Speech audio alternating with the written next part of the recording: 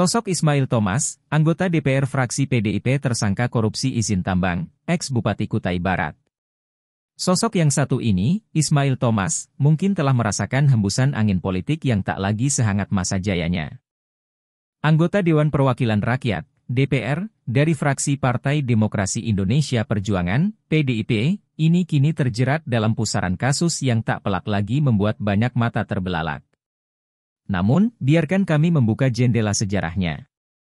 Ismail Thomas, yang dahulu berdiri tegar sebagai Bupati Kutai Barat, kini hanya bisa merasakan hembusan sejuknya dalam rompi tahanan khas Kejaksaan Agung. Pada suatu Selasa, 15 Agustus 2023, detik-detik tegang mengiringi langkah-langkahnya keluar dari gedung pidana khusus Kejaksaan Agung. Di tangan terborgol itulah kini ia menghadapi konsekuensi dari kasus yang menghampirinya. Tak sedikit yang terheran-heran melihatnya berjalan, mengenakan rompi tahanan dengan lambang kejaksaan yang mencolok.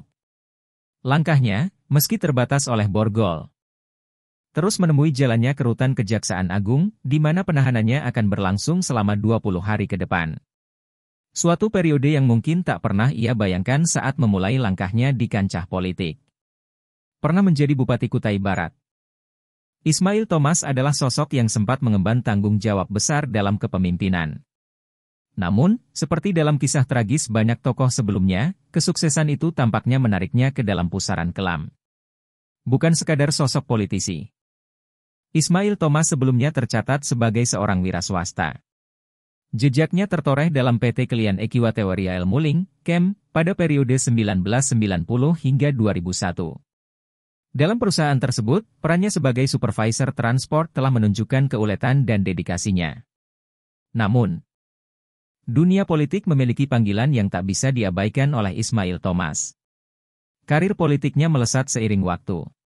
Dari anggota Dewan Perwakilan Daerah, DPRD, 2 Kutai Barat hingga posisi bergengsi sebagai Ketua Fraksi PDI Perjuangan pada periode 2000 hingga 2001.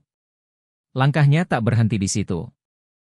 Karena partainya mempercayakan tanggung jawab besar dengan menjadikannya Ketua Dewan Pimpinan Cabang, DPC, PDI Perjuangan Kabupaten Kutai Barat dari 2001 hingga 2018. Namun, bagaimanapun juga, takdir tampaknya memutar roda kehidupan Ismail Thomas dengan tak terduga. Pernah berdiri kokoh di puncak kekuasaan lokal, ia kini berjalan dengan terbatas, tak lagi sebagai pemegang keputusan. Keputusan apakah ini hanya skenario langit yang mengelabuhi, ataukah bagian dari penyudahan tindakan-tindakan masa lalu, kita tak berhak menghakimi. Sementara itu, ruang sidang dan tindak hukum akan menjadi medan tempur bagi Ismail Thomas untuk membuktikan atau menerima akibat dari langkah-langkahnya yang kini diragukan. Dalam hukum, ia dijerat dengan Pasal 9 Undang-Undang Pemberantasan Tindak Pidana Korupsi yang bertemu dengan Pasal 55 Ayat 1 Pertama Kitab Undang-Undang Hukum Pidana. Kisah hidupnya yang melewati berbagai babak, dari dunia usaha hingga ke puncak politik, telah memberi warna pada lembaran hidupnya. Namun, dalam lilitan hukum yang kini mengelilinginya, hanya waktu yang akan mampu menyegel takdirnya.